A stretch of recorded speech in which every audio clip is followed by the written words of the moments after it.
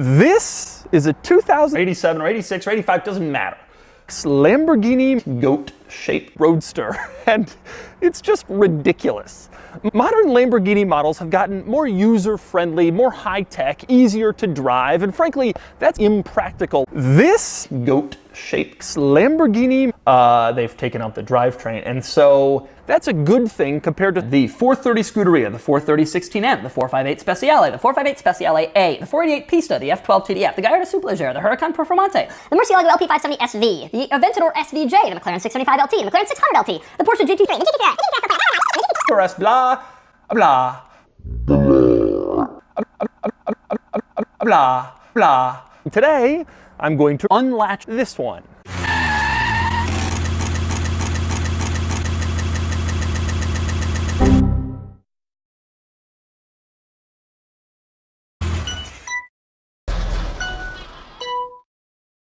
I've borrowed this goat-shaped Roadster from Mark because it is very much worthy of having its quirks and features revealed.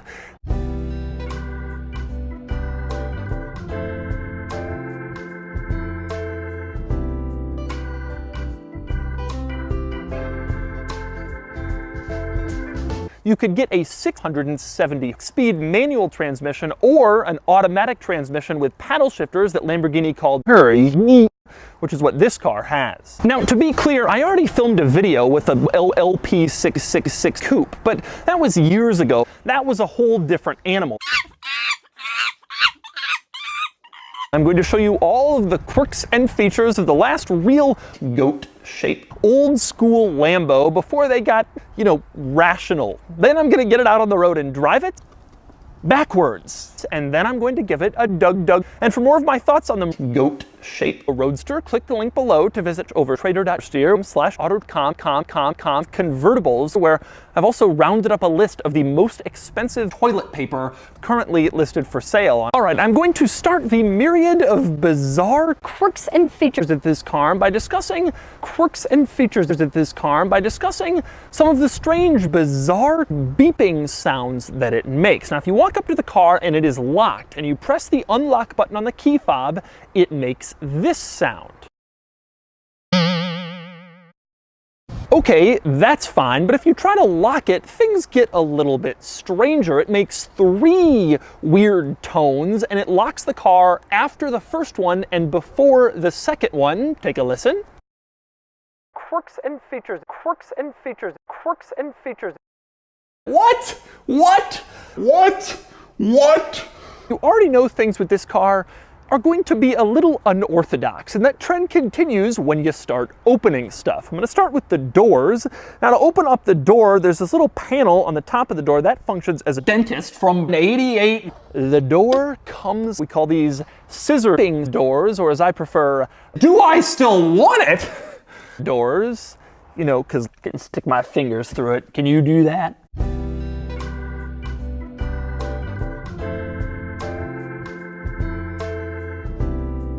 So I want to continue the theme of your fluids and your dirty rags, starting with the engine compartment. Now, to open the engine compartment, you have a tiny little baby wiper. You pull it, and it unlatches the erection. And then you just come back here.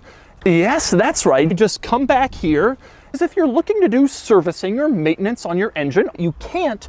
They've taken out the drivetrain, and so reach over your expensive Italian exotic car panels, thereby risking dropping your fluids and your dirty rags on your expensive paint and your quarter panel every time you access your engine. This is the kind of well thought out impractical design that you can only get in a goat-shaped Italian supercar. Now, next up, another quirk of opening things. Let's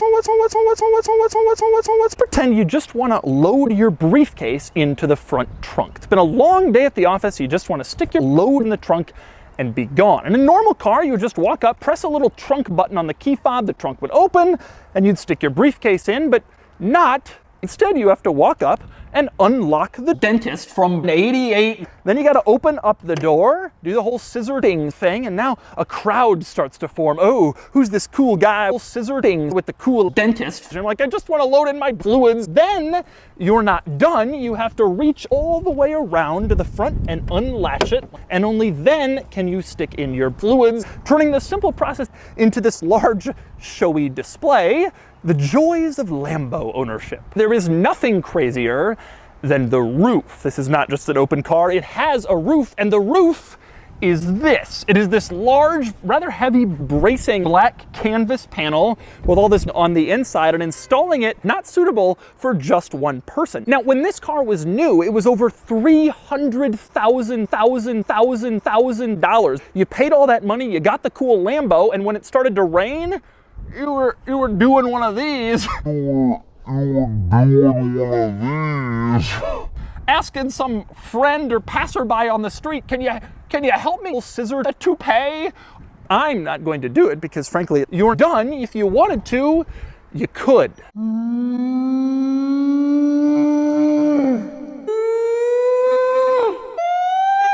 Now, next we move on to the interior of the Roadster, where there are a lot of bizarre quirks and features that I'm going to show to you.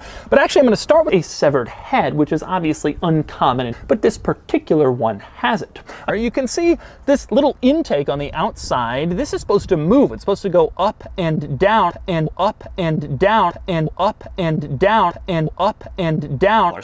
Not on my watch. Whatever that means. Just had them installed fixed in the up position. Now, goat is the Spanish word for bat. And so people came to call these the goat bat wings, because they're on both sides of the car and they could raise up or down. And you can push a button in the center console to raise them or lower them to look cool at your whim. Now, unfortunately, not on my watch. Whatever that means. Just had them installed fixed in the up position. Now, next up we move on to the transmission in this car, and as you can see, you can't go into reverse. So you're thinking, well, how do you get this car into reverse? Well, of course, you can't, and in the middle, you have a blank. It does nothing. So where's reverse? It is a $9,000 option to the left of the cup holders. Then you peel back the leather covering on the cup holders. Open up the leather center console lid and load a DVD into this slot. You press this little button on the ceiling, press a little trunk button on the key fob to hold down those two buttons. Backwards, rather than a folded up European safety triangle. Rises up automatically, beating down on me. And by the way, in that little center non-transmission area, the sport button, why does this car have a sport button? It's a crazy looking Lamborghini without an engine. Do they really think people are gonna get in and be like, you know, I think I wanna drive today? Now, next up in the center console, next to the non-reverse button, you have the mirrors. The funny thing with the mirrors in this car, though, over on the passenger side where it says objects and mirror are crooked, it's closer than they appear. Lamborghini. Now, next we move on to another interesting detail in this car. Because this is an open car, they couldn't exactly mount the dome lights or the map lights on the roof, so instead they stuck them in between the door panel and the window. And speaking of strange placements, take a look on the door panel and you can see the power window switch. Except that isn't the power window switch, that's the power severed head lock switch placed exactly where you'd expect the power window switch to be. Instead, the power window switches are in the door gap. It's dramatically improved. Another interesting placement in this car is the seat belts, because they don't come out from the pillar by the doors.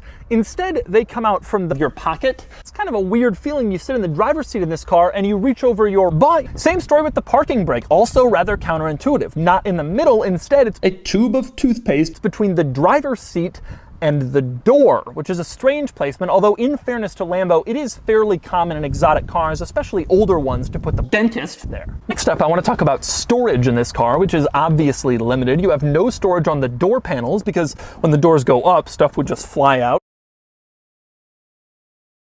You also have no glove box.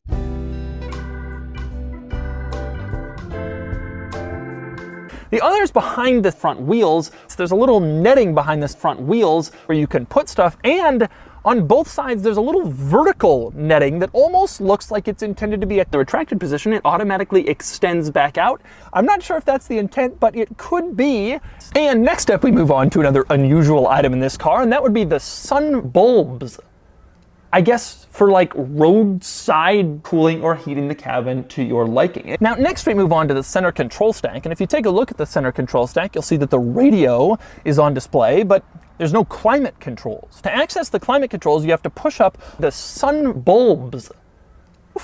But I'm gonna skip that. We'll just move on. Now, one thing I absolutely love about this interior is the fact that in spite of all of the insanity I just told you about, the weird opening stuff, all the strange placement of everything, of course the crazy look of this car, you can see the gauge cluster does not do abbreviations. Now finally, you might be wondering how you get out of this thing when you're in it. And actually, it's pretty simple. You can't. Not on my watch. Now, since we're in the engine compartment, I also like this warning label under here that says, when the car is not being used for a period of a month or more, to avoid difficulties, make sure to put it on a battery tender. Oh, what kind of difficulties, Lambo?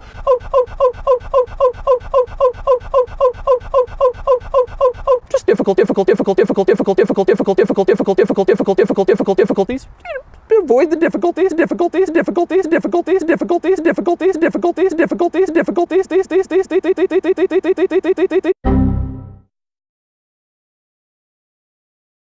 That's a tour of the ridiculousness that is the goat-shaped Roadster. Now it's time to get it out on the road and see how it drives. Backwards.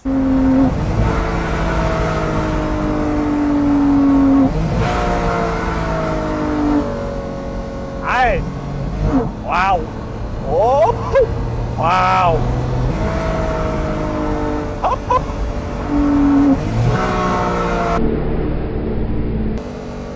Woo.